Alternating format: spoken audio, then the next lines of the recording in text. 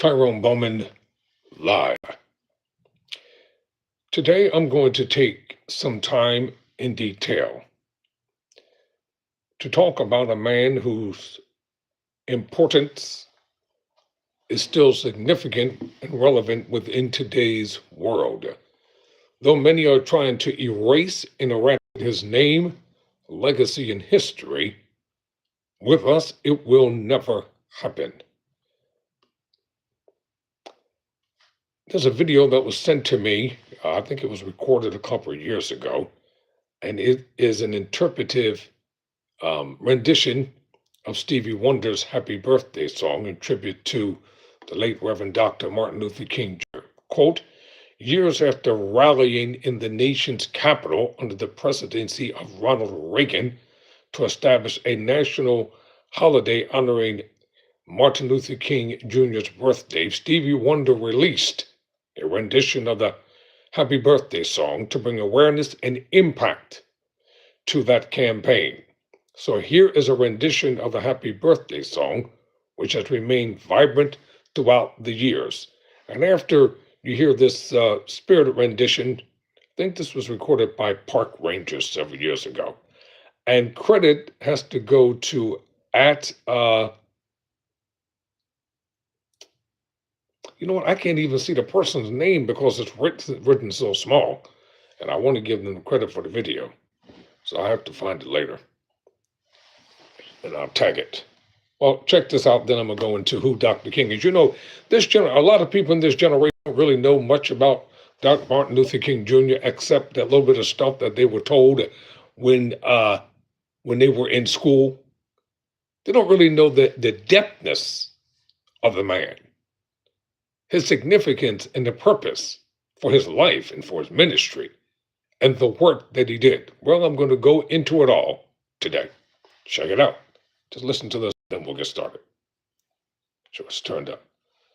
Before I get started, quote, listen to you, God bless. Oh, thank you. God bless you right back. All right, here we go, ladies and gentlemen. You know it doesn't make much sense. There ought to be a law against anyone who takes offense at a day in your celebration. Cause we all know in our minds that there ought to be a time that we can step aside to show just how much we love you. And I'm sure you would agree, what could fit more perfectly than to have a world party on the day you came to be. Happy birthday to you. Happy birthday to you. Happy birthday. Happy birthday to you. Happy birthday to you.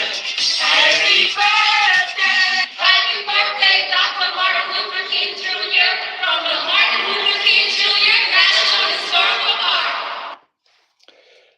Park. Now you know that this was done a couple of years ago, because in today's climate and politics, they wouldn't dare want this to happen. So, who is the Reverend Dr. Martin Luther King Jr.? Well, we're going to talk about him right now. And for those of you who are new to the channel, thank you for stopping by. Appreciate it. If you like what we're doing over here, give us a holler by subscribing. Because, you know, on this channel, I cover everything. There's no topic that I won't touch. And because it's necessary. Let me pull up some info about Dr. Martin Luther King Jr. real quick.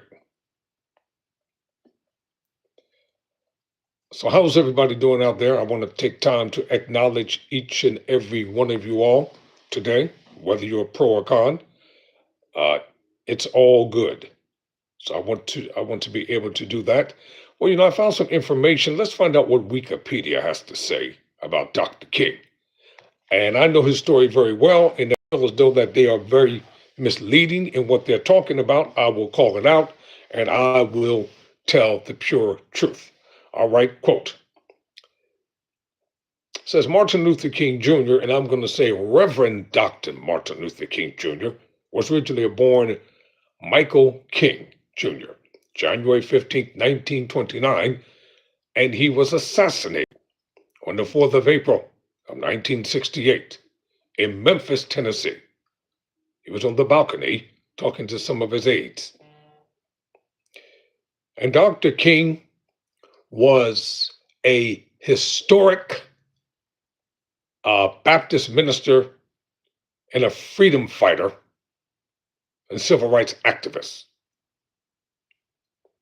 And yes, he was the leader of the civil rights freedom movement from 1955 until his assassination in 1968. Dr. King advanced civil rights for people, for black people in the United States. They put people of color, and I don't like that. No, we're going for black people in the United States through the use of nonviolent resistance and civil disobedience against Jim Crow laws and other forms of legalized discrimination, which most commonly affected black people. Isn't it ironic in today's climate that the Republicans are trying to use the passive, non-resistant policies and tactics that Dr. King used? Isn't it ironic? And they have the nerve to call themselves being persecuted. They say they're being taken advantage of, that white people are being discriminated against. Ladies and gentlemen, whatever you do, please pay attention to the rhetoric that's being said in today's political climate. Don't be duped. Whatever you do, do not fall asleep, stay awake. Do not become duped as to what's going on. It's a nice portrait of the Reverend Dr. King in his prime. As a matter of fact, when I was growing up, in every black house, they had a portrait of Martin Luther King Jr. and hung on the wall. All right, let's find out what else they have to say about Dr. King.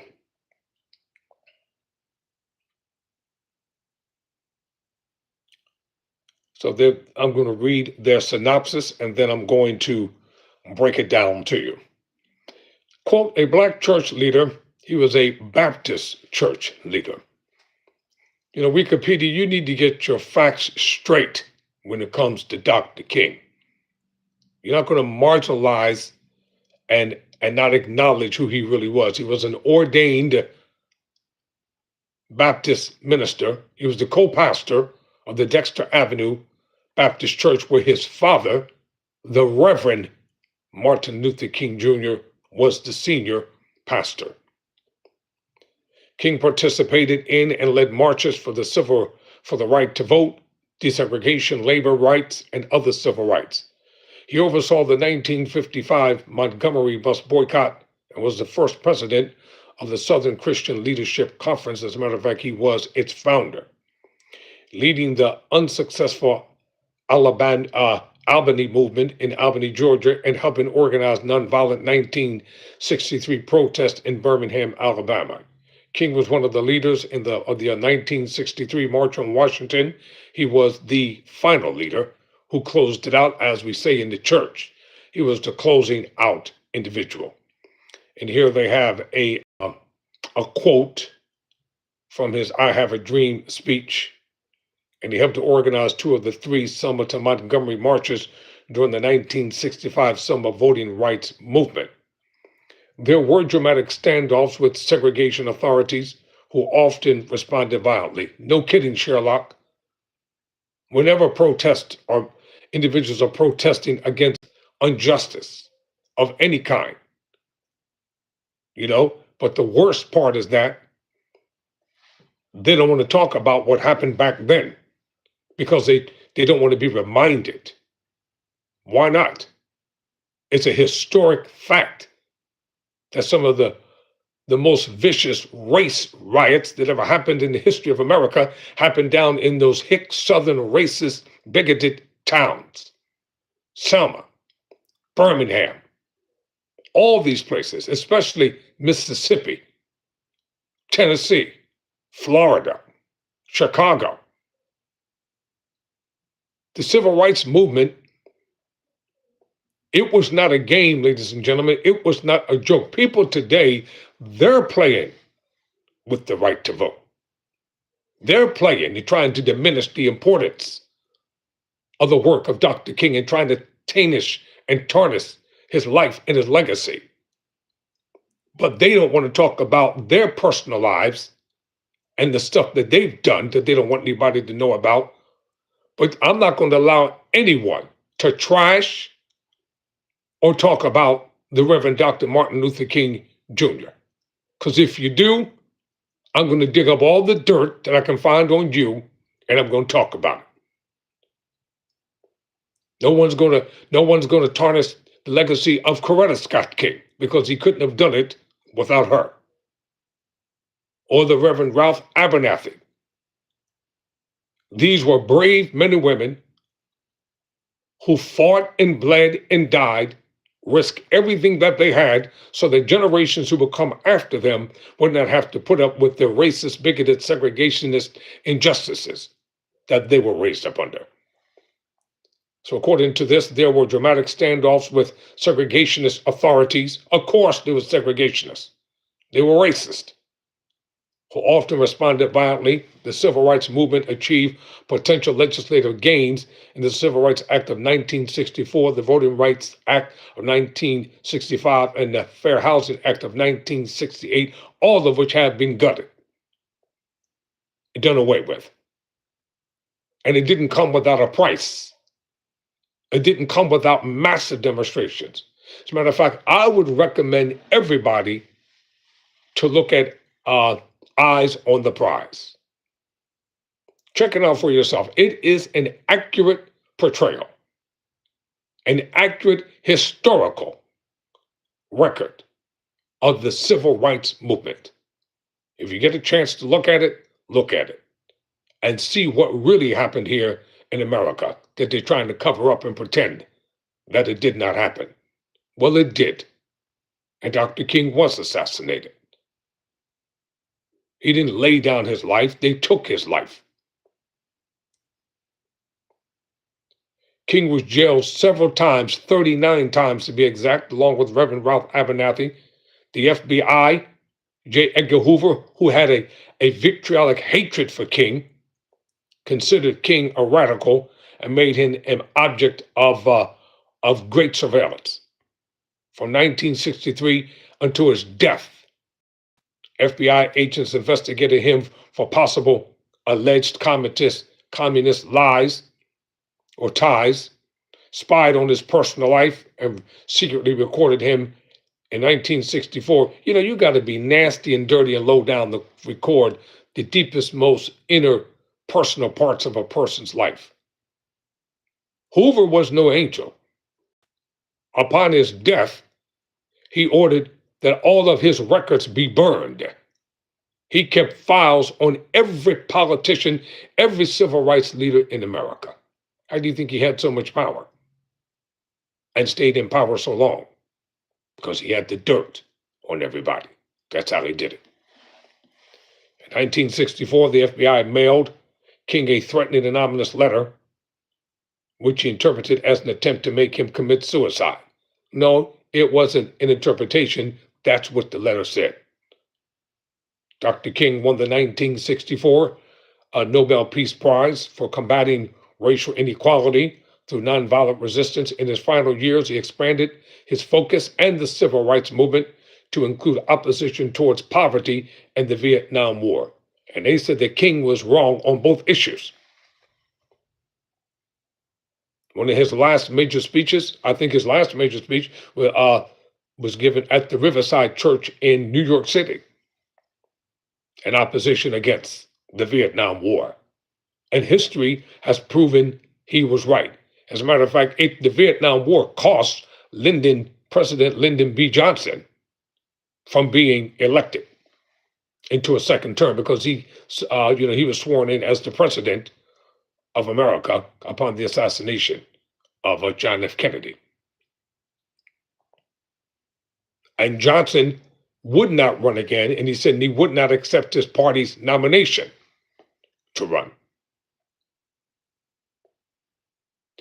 Either you're going to stand for what is right or you're going to stand for what is wrong. There is no middle ground. We're not blind. We see everything that's happening in America, everything that's going on in the nation. And a lot of people are sitting back trying to justify every ounce of it until it comes to their city, their town and their doorsteps. I noticed that the ICE agents don't go into any Republican states. They're only going into what they call blue states, Democratic states. They don't go into the Republican states. Republicans aren't being harassed. Republicans aren't being killed. They aren't being dragged through the streets. Nothing is happening to them.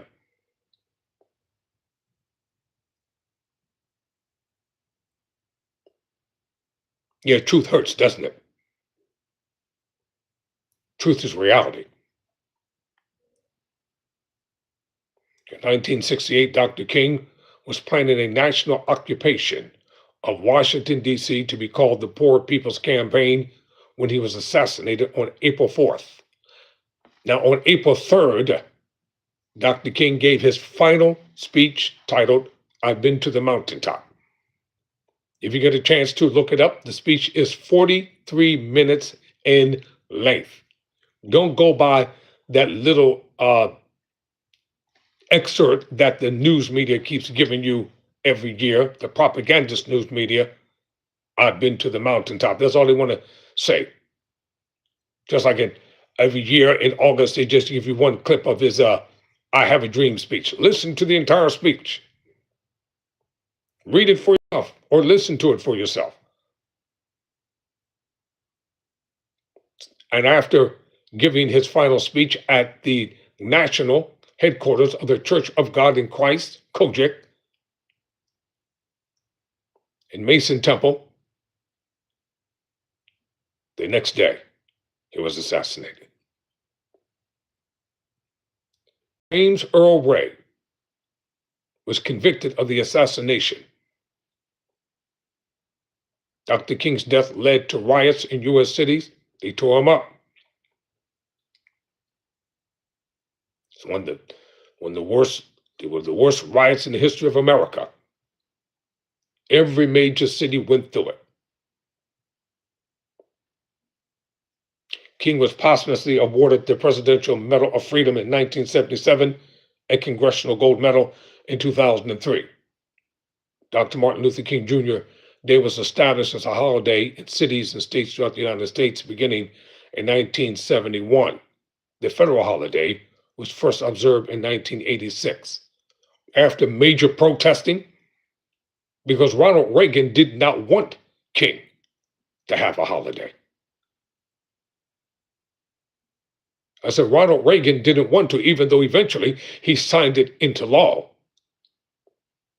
After massive protests, after massive political posturing, all but one state, which was Arizona, then Senator John McCain, before he changed his ways, he refused to allow Arizona to be a part of the King's celebration and observance. And even now, they don't want King celebrated on the federal level. It's okay. We're going to honor him anyway. We're going to celebrate him anyway. We're going to acknowledge his commitment, his life, his legacy, and the importance of the work that he did. That's why the Dream Center has been established. The King Center has been established. So that the legacy of Dr. Ann-Coretta will live forever. The Martin Luther King Jr. Memorial on the National Mall in Washington, D.C. was dedicated in 2011. So how did it all start? We always have to go back to the beginning of everything. Michael King Jr. was born on January 15, 1929, in Atlanta, the second of three children of Michael King Sr. and Alberta King. Alberta's father, Adam Daniel Williams, was a minister in rural Georgia. He moved to Atlanta in 1893. Now, you know, in 1893, what was going on in America, y'all. Let's not play dumb. Let's not play stupid. Wasn't too far removed from emancipation. And he became pastor of the Ebenezer Baptist Church in the following years. Williams married Jenny Celeste Parks. Michael Sr. was born to sharecroppers James Albert and Delilah King of Stockbridge, Georgia. He was likely of Mendi, Sierra Leone descent. He enrolled in Morehouse College to study for entry to the ministry. Michael Sr. in Alberta began dating in 1920 and married on November 25, 1926. Until Jenny's death in 1941, their home was on the second floor of Alberta's parents' home, where King was born. Michael Jr. had an older sister, Christine King Ferris, and a younger brother, Alfred Daniel King. They called him AD for short. Shortly after marrying Alberta, Michael King Sr. became assistant pastor of the Ebenezer Baptist Church.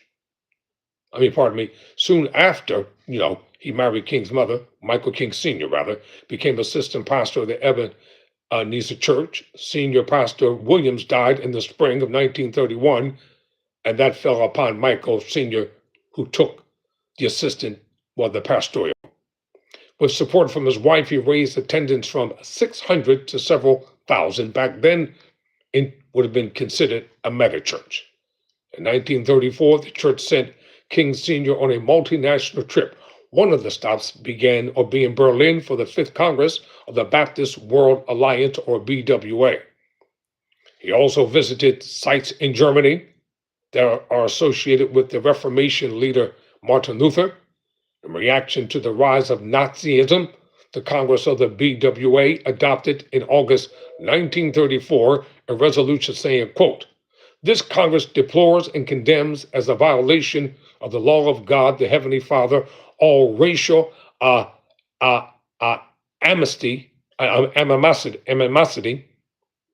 and every form of opposition or unfair discrimination toward the Jews, toward colored people, as we were called back then, or toward subject races in any part of the world." After returning home in August 1934, Michael Sr. changed his name to Martin Luther King Sr. and his 5-year-old son's name to Martin Luther King Jr. So you'll see there's a history here that men and women just don't know about. At his childhood home, Martin Luther King Jr. and his 2 siblings read about the Bible as instructed by their father. After dinner, Martin Jr.'s grandmother, Jenny, whom he affectionately referred to as Mama, told lively stories from the Bible. Martin Jr.'s father regularly used whippings to discipline his children, sometimes leaving them whip each other. Wow, I don't believe that. I believe that's a lie. I do. I believe that's an outright lie. I do not believe that Dr. King's father had his children whip each other.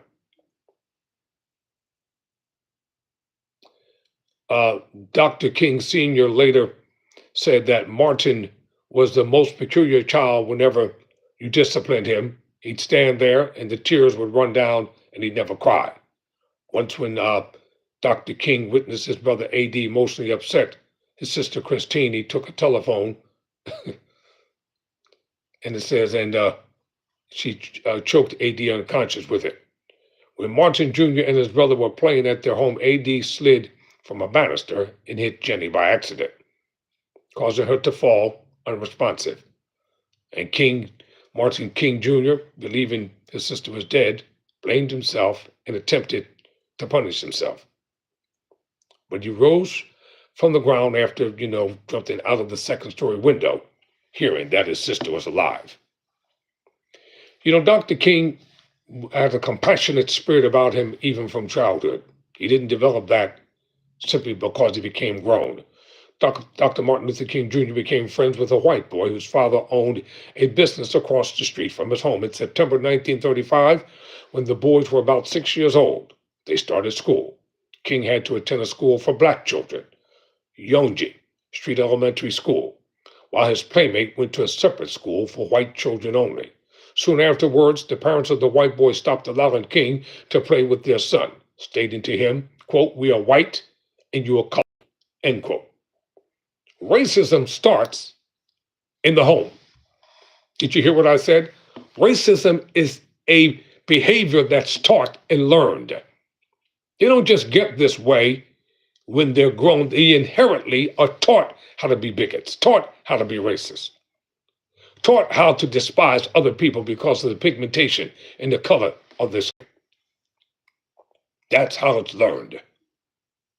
And it's passed down from one generation to another. Why do you think slavery lasted so long in America? Our foreparents were considered things, ladies and gentlemen. Things, objects that you could buy in a store. What do you think they call it the stock market for? Our people were openly sold and traded on Wall Street as stock.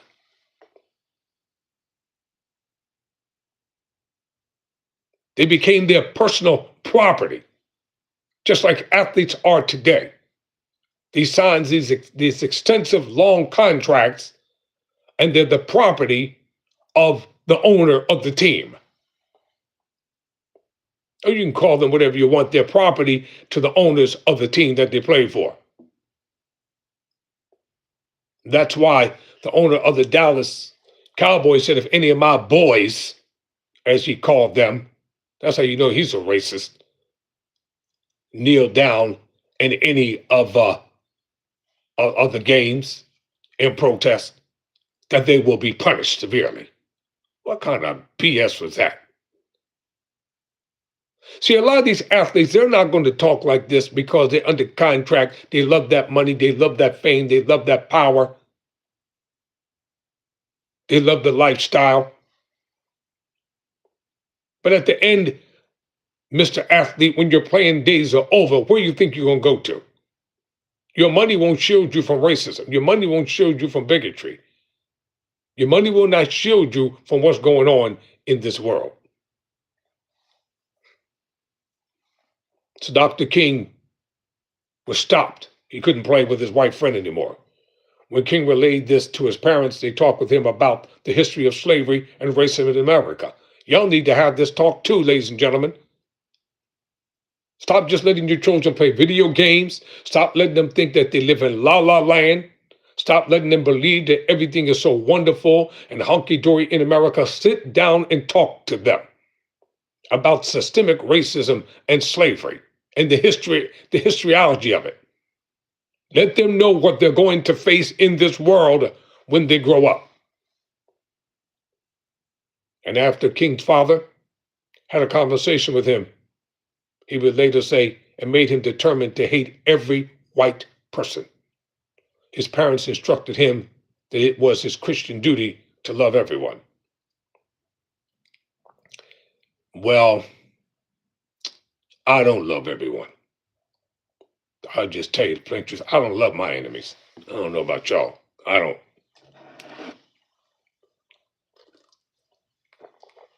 I don't espouse to that turning the cheek doctrine because I believe it was instilled by the slave masters. I don't believe in it. I rejected it a long time ago.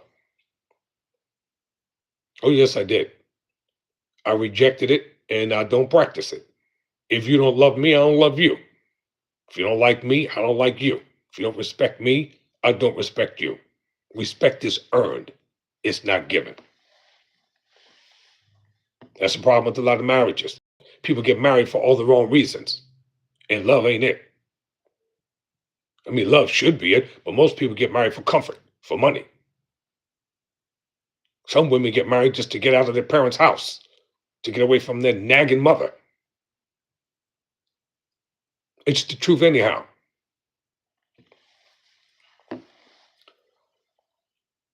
Martin King Jr. witnessed his father stand up against segregation and discrimination. Once when stopped by a police officer who referred to Martin Sr. as a boy, Martin Sr. responded sharply that Martin Jr. was a boy, but he was a man. While Martin Jr.'s father took him into a shoe store when he took him to a shoe store in downtown Atlanta, the clerk told them they needed to sit in the back. Martin Sr. refused, asserting, we will either buy shoes sitting here or we won't buy any shoes at all. Before leaving the store with Martin Jr., he told Martin Jr. afterward, I don't care how long I have to live with this system, I will never accept it. That should be your determination too. We may be living in turbulent times, and they may hate us and call us all kinds of names, but we don't have to accept it. Stop letting these racist and bigots and prejudiced people determine your self-worth. Know who you are. You can prosper in spite of bigotry. You can prosper in spite of racism. You can prosper in spite of how tightened the laws are. Build your own business. Stop begging them for stuff. You know they're going to say no. You know they're already instructed, especially in corporate America, say no. No matter what they want, say no to it. Because they all want the governmental subsidies and entitlements and money and things of that nature. Oh, we're living in a segregated America. Don't think we're not. We're living in a Jim Crow America right now. It's modern day segregation, modern day Jim Crow, modern day slavery. Dressed up in suits and ties. Before it was hillbillies, spitting tobacco, illiterate, dumb folk. But now they're more slick with it. They speak proper. They try to justify the injustices that are going on in the world. They'll kill your son or your daughter and say, well, if they had just complied when they were getting their ass whipped, then they wouldn't be dead. That's the consensus that's going on in this nation today. And there are too many buffoonery podcasts on YouTube and Instagram portraying black people as being stupid, retarded. They got the men acting effeminate all over the place. They got the women acting like men. This is real. They don't talk about the decent black men and women who are doing positive things every day. They don't get no credit. They don't get no acknowledgement.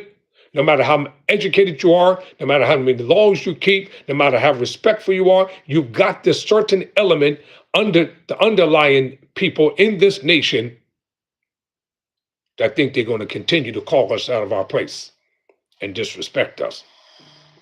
But we're not going to have it. I said, we're not going to have it.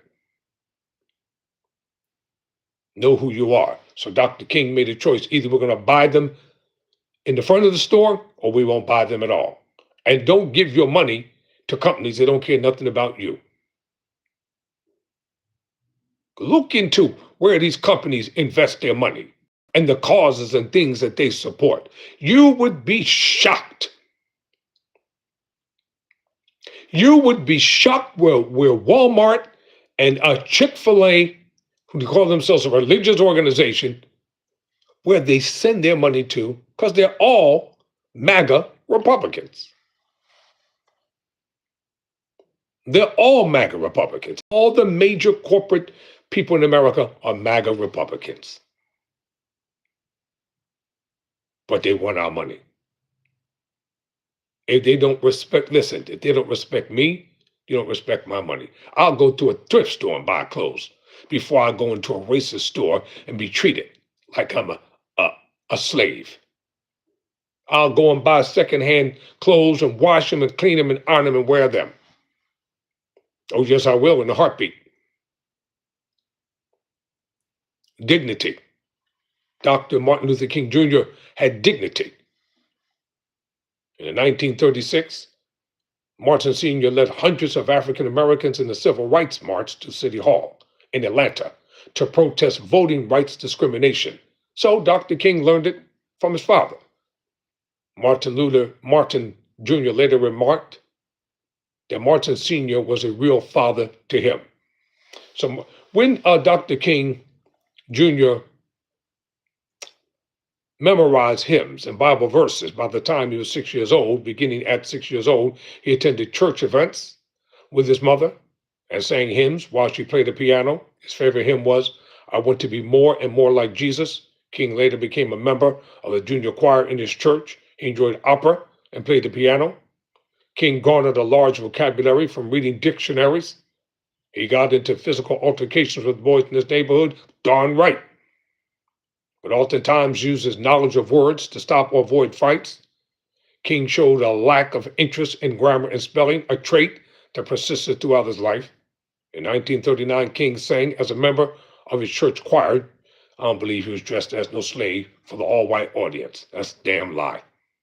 You know, Wikipedia, I'm getting tired of him. I'm about to give you the middle finger in a minute. Dr. King did not dress as no damn slave for no white audience in his church. That's a lie. I don't believe it. You're going to have to prove that thing. The heck out of here. Dressed as a slave for the all-white audience.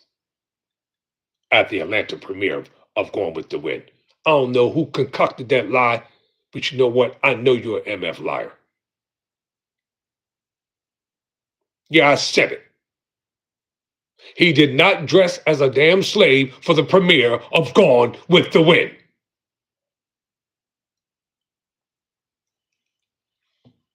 He wasn't going to have it, his mother wasn't going to have it, and his father wasn't going to have it.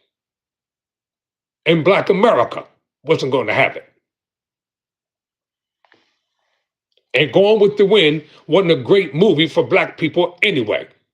And Hattie McDaniel received Best Supporting Actress, the Oscar, because she played an excellent mammy.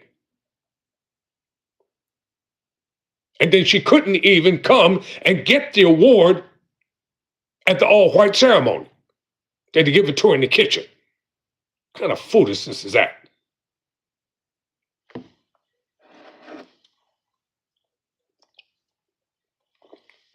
This is why we have to know the true history. Don't let them teach you our history. We have to learn history for ourselves. In September 1940, at the age of 11, King was enrolled at the Atlanta University Laboratory School for the 7th grade. He took violin and piano lessons and showed a keen interest in history and English classes. And let me say something about Alberta King. Dr. Martin Luther King Jr.'s mother was assassinated at the Dexter Avenue Baptist Church while playing the organ.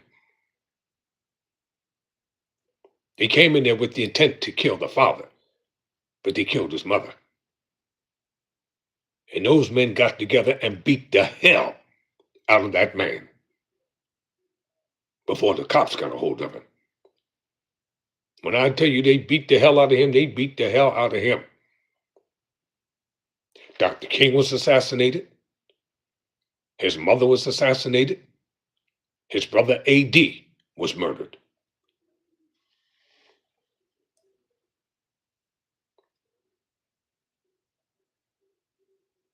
On May 18, 1941, I told you all I will point out the errors in what Wikipedia wrote about Dr. King. When King had sneaked away from studying at home to watch a parade, he was informed that something had happened to his maternal grandmother. After returning home, he learned she had had a heart attack and died while being transported to a hospital. King took her death very hard and believed that his deception in going to see the parade may have been responsible for God taking her. No, that's not why she died. She probably was sick.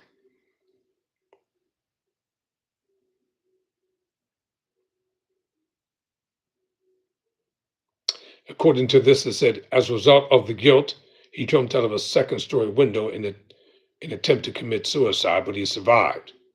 His father instructed him that Martin should not blame himself and that she had been called home to God as part of God's plan. Martin struggled with this shortly thereafter. His father decided to move the family to a 2-story brick home on the hill overlooking downtown Atlanta. As an adolescent, he initially felt resentment against whites due to the racial humiliation that he, his family, and his neighbors often had to endure. In 1942, when King was 13 years old, he became the youngest assistant manager of a newspaper delivery station for the Atlanta Journal. In the same year, King skipped the 9th grade and enrolled in Booker T. Washington High School, where he maintained a B+ average. That means he had an A. The high school was the only one in the city for African American students. King was brought up in a Baptist home. As he entered adolescence, he began to question the literist teachings preached at his father's church. At the age of 13, he denied, according to this. We'll see if this lie is true or not. According to this article, it says he denied the bodily resurrection of Jesus during Sunday school.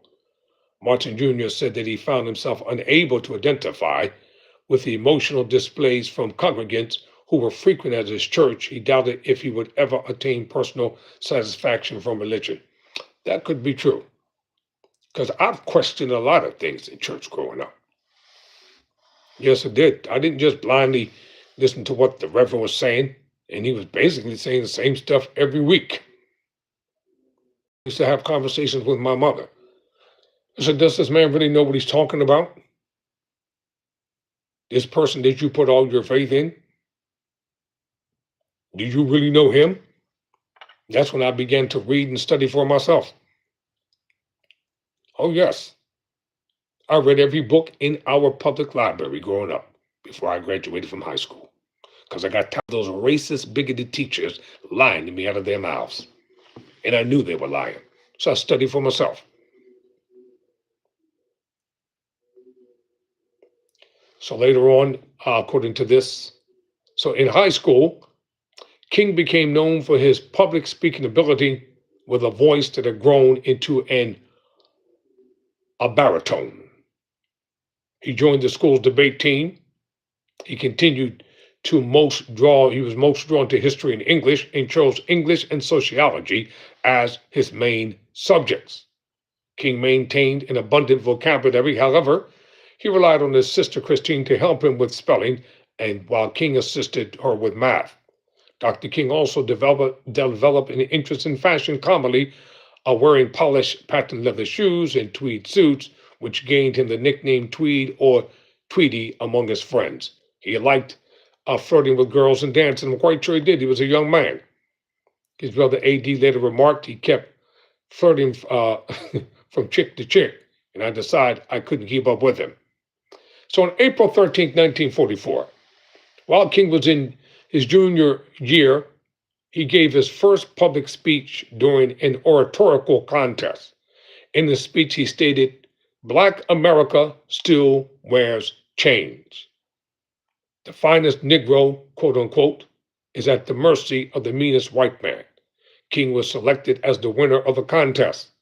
On the ride home to Atlanta by bus, he and his teacher were ordered by the driver to stand so that white passengers could sit. The driver of the bus called King a black son of a bitch. King initially refused, but complied after his teacher told him that he would be breaking the law if he did not, as all the seats were occupied.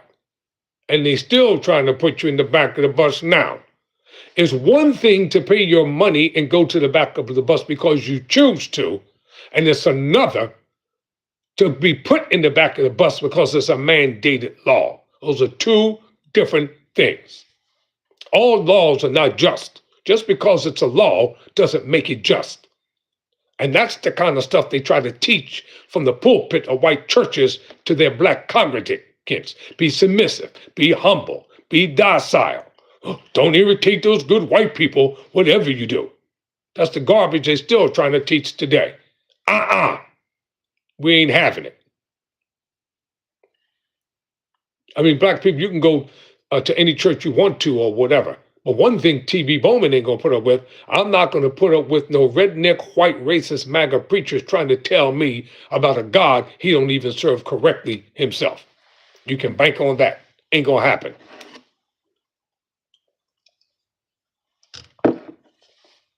Because after all the hell I've been through during my lifetime, growing up as a black youth and a black man in America, no, we're not doing that. So he called him a SOB. King wrote later of the incident, "That night will never leave my memory. It was the angriest I have ever been in my life." During King's junior and high school, Morehouse College, an all-male historically black college that King's father and maternal grandfather had attended, began accepting high school juniors who passed the entrance examination. As World War II was underway, many black college students had been enlisted, so the university aimed to increase their enrollment by allowing juniors to apply. In 1944, age 15, King passed examination and was enrolled at the university that autumn. In the summer before King started at Morehouse, he boarded a train with his friend Emmett Weasel Proctor and a group of Morehouse College students to work in Simsbury, Connecticut at the tobacco farm of Coleman Brothers Tobacco. This was King's first trip into the integrated North. In a June 1944 letter to his father, King wrote about the differences that struck him. On our way here, we saw some things I had never anticipated to see. After we passed Washington, there was no discrimination at all. The white people here are very nice. We go to any place we want to and sit anywhere we want to. The farm had partnered with Morehouse College to allot their wages towards the university's tuition, housing, and fees. You know, the North got the memo quickly, but the South was slow to adapt. And even now, down in the South, they still think it's slavery time. You know, I have a lot of people down in the South, and they tell me what's going on down there. They asked me if I wanted to move there. I said, hell no. I ain't moving to the South for you and nobody else. Never. Under no circumstances and or conditions, you can't pay me to live in the South.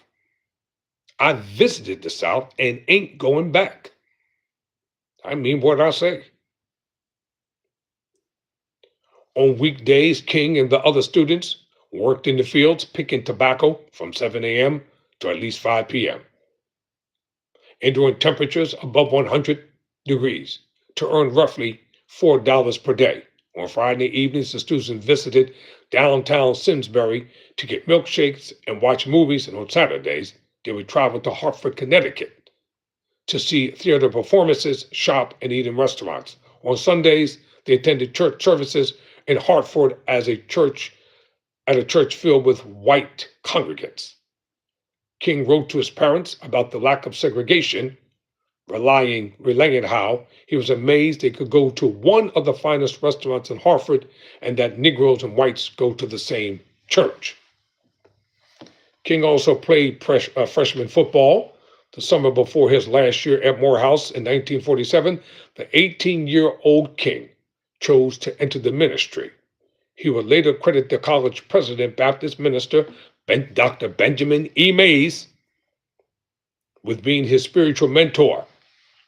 King had concluded that the church offered the most assuring way to answer an inner urge to serve humanity, and he made peace with the Baptist church as he believed he would be a rational minister with sermons that were a respectful force for ideas, even social protests. King graduated from Morehouse with a Bachelor of Arts in Sociology in 1948 at age 17. From then on, King enrolled in Crozer Theological Seminary in Upland, Pennsylvania, and took several courses at the University of Pennsylvania. At Crozer, King was elected president of the student body. At Penn, King took courses with William Fontaine, Penn's first African-American professor, and Elizabeth F. Father, a professor of philosophy. King's father supported his decision to continue his education and made arrangements for King to work with J. Pius Barber, a family friend and Crozer alumnus, who pastored at Calvary Baptist Church in nearby Chester, Pennsylvania. And the reason why you keep hearing the term Baptist come up, because the Baptist Church at that time was probably the most prominent, influential institution for Black people. So King came to the most influential organization at that time. Second to them was the Pentecostal Reformation. King became known as one of the Sons of Calvary, an honor he shared with William Augustus Jones Jr. and Samuel D. Proctor, who both went on to become well-known preachers.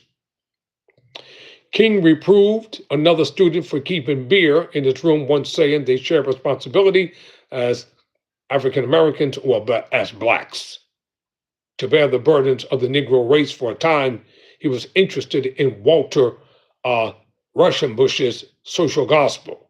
In his third year at Crozer, King became romantically involved with Betty Moitz, the white daughter of an immigrant German who worked in the cafeteria. King planned to marry her, but friends, as well as King's father, advised against it, saying that an interracial marriage would provoke animosity from both blacks and whites, potentially damaging his chances of ever pastoring the church in the South. So King told a friend that he could not endure his mother's pain over the marriage and broke the relationship off 6 months later. One friend was quoted as saying he never recovered. Other friends, including Harry Belafonte, said Betty had been the love of King's life. King graduated with a Bachelor of Divinity in 1951. He applied to the University of Edinburgh for a doctorate in the School of Divinity, but ultimately chose Boston University instead. In 1951, King began doctoral studies in systematic theology at Boston University and worked as an assistant minister at Boston's historic 12th Baptist Church with William Hunter Hester. Hester was an old friend of King's father and was an important influence on King. In Boston, King befriended a small cadre of local ministers his age and sometimes guest pastored at their churches, including Michael E. Haynes, associate pastor at 12th Baptist Church in Roxbury. The young men often held bull sessions in their apartments discussing theology, sermon style, and social issues. That is believable. At the age of 25, in 1954, King was called, now this is significant, as pastor of the Dexter Avenue Baptist Church in Montgomery, Alabama. Now I'm going to insert this. This was by divine providence. God ordered King's steps because that's where the birth of the civil rights movement started. King received his PhD on June 5, 1955, with a dissertation initially supervised by Edgar S. Brightman, and upon the latter's death, by Lowton Harold D. Wolfe, titled A Comparison of the Conceptions of God in the Thinking of Paul Tillich and Henry Nielsen Bowman. An academic inquiry in October 1991 concluded that portions, when this is true, of his doctoral dissertation were plagiarisms and he had acted improperly. However, despite its findings, the committee said that no thought should be given to the revocation of Dr. King's doctoral degree, an action that the panel said would serve no purpose. The committee found that the dissertation still makes an intelligent contribution to scholarships. A letter is now attached to the copy of King's dissertation in the University of Library, noting that numerous pages were included without the appropriate quotations and citations of sources. Okay. So there have been significant debates on how to interpret King's doctoral dissertation. So I'm going to end this here for now, and I will bring you part 2 on tomorrow, ladies and gentlemen. As we continue, will be tomorrow. No, I'll probably bring it on Sunday. As we continue to honor the life and legacy of the late Reverend Dr. Martin Luther King Jr. So in the next video, I'll talk about his marriage and family and how he met Coretta, his activism and organizational leadership, his assassination, and his legacy. So stay tuned. Thank you for watching. Never surrender. Never quit.